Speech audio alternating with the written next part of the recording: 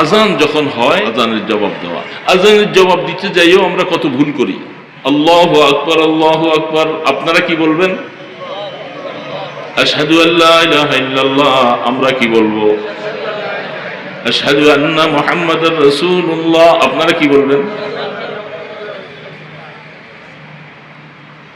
সারা দেশে ঘুরলে দেখি এখানে আইসা সবাই ভুল। ভালো ভালো মুসল্লি আশহাদু আন্না মুহাম্মাদার রাসূলুল্লাহ, মুসল্লিরা বলতে সাল্লাল্লাহু আলাইহি সাল্লাম। কি বলে? আজানের জবাব হলো না। আজানের জবাব, যেহেতু হাদিস শরীফের মধ্যে আছে মুয়াজ্জিন যা বলে তুমি তাই বলো, ইল্লা হাইয়ালাতাইন, শুধু হাইয়ালাস সালাহ হাইয়ালাল ফালার মধ্যে লা হাওলা ওয়ালা কুওয়াতা ইল্লা বলতে হবে, আর বাকি সবগুলি মুয়াজ্জিন যা বলে তাই বলতে হবে। এখন আপনি যখন আশহাদু আন্না মুহাম্মাদ রাসূলুল্লাহ বললেন, আপনি সাল্লাল্লাহু আলাইহি সাল্লাম বললেন, আপনাদের জবাব হলো না। আপনি হুজুর রাসূলের নাম শুনছেন, দুরূদ শরীফ পড়ছেন, কিন্তু আজানের জবাব তো দিলেন না। এই জন্য আশহাদু আন্না মুহাম্মাদ রাসূলুল্লাহ আগে বলতে হবে, বলার পরে আজান শেষ হওয়ার পরে একবার দুরূদ শরীফ পড়া লাগবে। তারপরে আজানের জবাবটা মুখস্থ জানে না, শুধু খামাখা হাত একটা তুলে এমনি মুসলিম জিজ্ঞেস করি কি পড়ছো, কিছুই পার। আজানের জবাবটা দিতে হবে, দোয়াটা পড়তে হবে, তারপরে আরেকবার দুরূদ শরীফ পড়তে হবে। কারণ যে কোনো দোয়ার আগে পিছে দুরূদ না হলে এই দোয়া আসমানে উঠে না, আসমানে উঠবে না। এই যে এখন আজান, এখন এটা সম্পর্কে কতগুলি মাসলা মাসাইল আছে না নাই? আছে না নাই? এটা আমরা অনেকগুলি জানি না। কে জানবে? যে কোরআন হাদিস পড়ছে পইরা সে বুঝবে। এখন এইখানে একটা আজান, এই মহাল মসজিদের মধ্যে একটু পরে আজান দিবে, দিবে না? একই মহল্লার মধ্যে দেখা যায় এখন আজান শুরু হয়েছে কয়েকটা, আপনি চলছেন, আর আপনি কোনটার উত্তর দিবেন, আপনি কোনটার মধ্যে শরীক হবেন, এবং আপনার উত্তরের মাসালা কতটুকু পর্যন্ত কি আছে না নাই এগুলি। এবং আজানের পরে মাসালা হলো আজান কেন দিছে? জামাতে শরীক হওয়ার জন্য। এখন আমি কতক্ষণ পর্যন্ত সেখানে আমি থাকবো, ওই মসজিদের মধ্যে আমার জামাতে শরীক হওয়া জরুরি, আমি সেখান থেকে বাইর হতে পারবো কিনা, বাইর হলে কি গুনাহ হবে কিনা, এই মাসালাগুলি আছে না নাই? এগুলি তো জানা দরকার, জানা দরকার। অনেক কিছুই আমরা জানি না, তো জানা দরকার। তো জানতে হলে আহলে জিকির ওয়ালাদের কাছে যাওয়া লাগবে, সাহেবে ইলম ওয়ালাদের পাশে যাওয়া লাগবে, তাদের কাছ থেকে শিখবে। আবার আল্লাহ, আবার আজান নিয়ে এখন আমাদের দেশে অনেক রকমের মাসালা আছে। এই যে আপনাদের এখানে কি আর আব্দুল মতিন সাহেব আসবো না? দালকানগরের পীর সাহেব আব্দুল মতিন সাহেব, ওনারা সকলে দাওয়াতুল হকের লাইনের সিরিয়ালের মানুষ। এখন এই আজান নিয়ে আমাদের সারা দেশের মধ্যে কিছু উলামায়ে কেরামদের সাথে, এই তুমি এটা ঘুরাইও না, বসো, আজান কতটুকু টান দেওয়া যাবে, কতটুকু টান দেওয়া যাবে না, এটা নিয়ে অনেক কিছু ব্যবস্থা আছে। এখন হারদুইর হযরত রহমতুল্লাহ আলাইহি আসছেন, উনি আজানের উপরে বিভিন্ন সময় বিভিন্ন কথা বলছেন, যার কারণে এখন সারা দেশের উলামায়ে কেরামদের মধ্যে এটা নিয়ে কিছু ইখতিলাফাত চলছে। যদি সরাসরি ওনাদের যে আজানটা এখন শিক্ষা দিতেছে এটাই যদি সরাসরি সুন্নত মোতাবেক সহি আজান হয়, তাহলে সারা বাংলাদেশের সমস্ত আজানের উপরে মাসালা জারি করে এগুলোকে বন্ধ করে দেওয়া দরকার।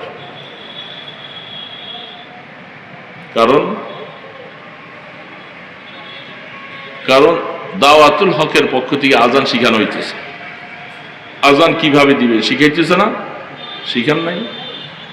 তখন উলামায়ে কেরাম যারা আমাদের কওমি আকীদার আলেম, কওমি মাদ্রাসায় পড়েছে, ওনার মুয়াজ্জিন আজান দিতেছে, সেখানে সুন্নতের খেলাফ, উনি পারতেছে না কন্ট্রোল করতে।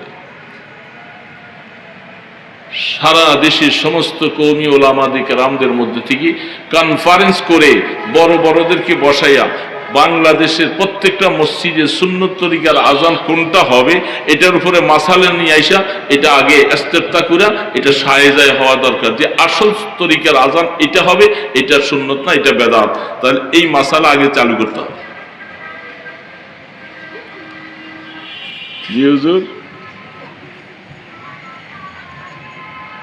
অথচ আমরা মসজিদের কমিটির তো অধিকাংশই হইল গায়রে আলেম।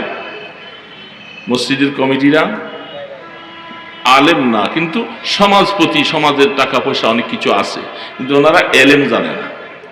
ওনারা মুয়াজ্জিন নিযুক্ত করবার সময় আজান শুনে, ইত্যাদি শুনে, কিন্তু ইমাম সাহেব বুঝবে যে এটা আজানটা কি সুন্নত তরিকা মতো না সুন্নতের খেলা। এখন ইমাম সাহেব বললো না, তাহলে কমিটিরাও বললো না, ইমাম সাহেব বললো না, তাহলে এই আজান তো এইভাবেই চলতে থাকবে। তাহলে আজান কোনটা সুন্নত তরিকা এটা হবে কেমন? এখন আজানের চাপ্টারগুলি মোতালা করতে হবে, সমস্ত বড় বড় মুফতি সাহেবদের রায় এখানে আনতে হবে। সাধারণ ব্যাপার না, শুধু নিজে মন গড়া বললে চলবে না। যেহেতু আজানের মধ্যে মাকসাদ হলো এলাম, আজানের মূল মাকসাদ হলো জানানো। কতটুক পর্যন্ত টানলে আপনাকে এটা জানান হবে, আর কয়ালি পরিমাণ টানতে হবে, কি পরিমাণ টানতে হবে, এগুলি সবকিছু নিয়ে আলোচনা আসা দরকার। আপনি আলোচনা করে সীমাবদ্ধ রাখলে চলবে না। ওলামায়ে কেরামকে ঠিক করেন, সারা দেশ আজান ঠিক হবে। ওলামায়ে কেরামকে আপনি ঠিক করবেন না, আপনি হাজারো বললে কেউ শুনবে না। আর ওলামায়ে কেরাম শুধু আপনার কথা, পীর মুরিদি হলেই কথা শুনবে তা নয়। ওলামায়ে কেরাম তো এরা চক্ষুওয়ালা, এদের কাছে আঙ্গুল দিয়ে দিয়া কোরআন হাদিস দিয়ে দেখাইয়া দিতে হবে, তা না হলে সেই এলেম কথা নিবে না। আপনাকে একটা কথা বললে আপনি নিবেন, কিন্তু আমাকে একটা কথা বলতে হলে আমাকে দলিল পেশ করতে হবে। দলিল ছাড়া তো আমি নিব না, ঠিক না বেঠি? এই জন্য এখন আজান হচ্ছে, ওইটার জবাব দিতে গেলে তো আমার বয়ান বন্ধ। অথচ হাদিসের মধ্যে আছে আজান যখন হয় তখন কথাবার্তা বন্ধ করে দাও, ওয়াজ বন্ধ করে দাও, কোরআন তেলাওয়াত বন্ধ করে দাও। তখন কি হালাত? ওইখানে আজান হইতেছে, ওইটা হইতেছে, ওইটা হইতেছে, ওইটা হইতেছে। এখন তো মাইক, আর এক এক মহল্লা, এই ওয়ালের এই পাশে এক মহল্লা, ওই পাশে আরেক মহল্লা। কিন্তু গ্রামগঞ্জে তো এই সমস্ত ভাগাভাগি নেই, অনেক দূরে দূরে মসজিদ।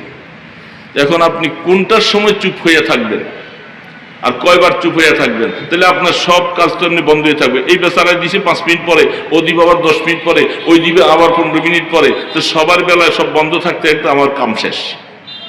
আমি কাজ করবো কোন সময়? কথাটা বুঝতে পারছেন? এগুলির মাসালাও আছে, এগুলি এফসা হতে হবে, জানাজানি হতে হবে, সবার মধ্যে জানতে হবে। এবং কোনো মহল্লা, যে মহল্লায় অরিজিনাল আমি সেখানে থাকি, সেখানে আসছি, আমার বাহিরে জরুরত নাই, যাব না। যেখানে আজান হয় আমাকে জামাতে নামাজটা ওইখানে পড়াটাই হলো হক। সেখান থেকে আমি এমন জরুরত, যে জরুরতের কারণে আমাকে এখান থেকে বেরিয়ে যেতেই হয়, সেরকম জরুরত না হইলে আমি অন্যখানে যাইতে পারবো না, আমাকে সেখানে জামাত পড়িয়ে দিতে হবে। এই জন্য কতটুকু টানতে পারবেন? বিভিন্ন ফতুয়ার কিতাবগুলি দেখেন, হাসানুল ফতুয়ার মধ্যে গুলি অনেক লম্বা লম্বা লিখেছেন। কতটুকু টানতে পারবেন? আজানের মাকসাদ যেহেতু টান, সেখানে কাপা কাপি সেটা ভিন্ন। আজানের মধ্যে যে কতগুলি আছে আমাদের দেশের মধ্যে তরজি করা হয়, যেগুলি কিছু ভুল করে আজানটারে গলাটাকে কাঁপাইতে কাঁপাইতে একেবারে অনেক রকম করে, এগুলি শরীয়তে কেউই জায়েজ বলবে না। কিন্তু টানের ব্যাপারে শরীয়তে কিছু হদ আছে, সীমা আছে। কতটুক টানবো? আশহাদু আল্লাহ, এই লার মধ্যে এখানে তো 4 আলি পরিমাণ কায়দা অনুযায়ী টানতে বলবে, যেহেতু এখানে মধ্যে মুনফাসিল হয়ে রয়েছে। মধ্যে মুনফাসিল হয়েছে, আপনি এখানে লম্বা টানবেন, এমনি 4 আলি পাস হবে। আর আজানের জন্য হিসাব করতে গেলে আরো 2 আলিফ যোগ করতে হবে। আশহাদু আল্লা ইলাহা, এই যেখানে লাকে আমরা এতটুকু টানবো, সেখানে যদি আপনার আশহাদু আল্লা ইলাহা ইল্লাল্লাহ, ওই 1 আলিফটারে যেটুকু টানলেন, 4 আলিফকে একটু টানলেন, তাহলে এটা সীমা ঠিক হলো না। সবকিছু শিখাইতে হবে, প্রত্যেকটা অবস্থা আছে। এই জন্য বাবাজিরা আজান যখন হয় চুপ করে থাকে, আজানের জবাব দেওয়া। আজানের জবাব দিতে যাইও আমরা কত ভুল করি। আল্লাহু আকবার, আল্লাহু আকবার। আপনারা কি বলবেন? আশহাদু আল্লা ইলাহা ইল্লাল্লাহ। আমরা কি বলবো?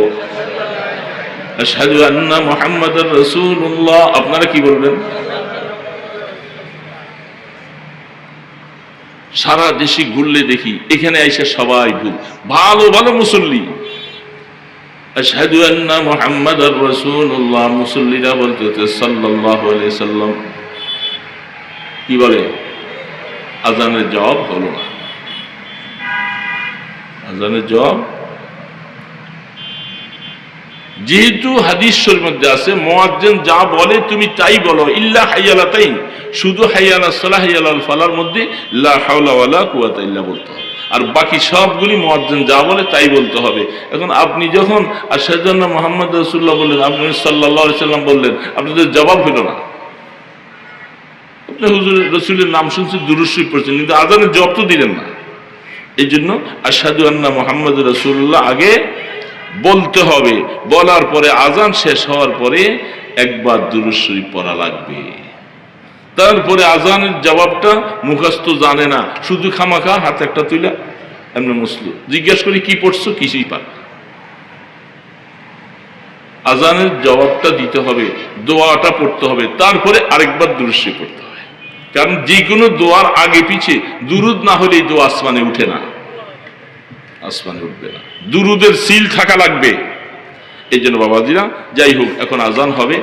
আল্লাহ সুবহানাহু ওয়া তাআলা, সামনে অনেক হুজুররা আসবেন, কথাবার্তা বলবেন। আমি ভাঙাচোরা কয়েকটা কথা বলে গেছি অল্প সময়ের ভিতরে।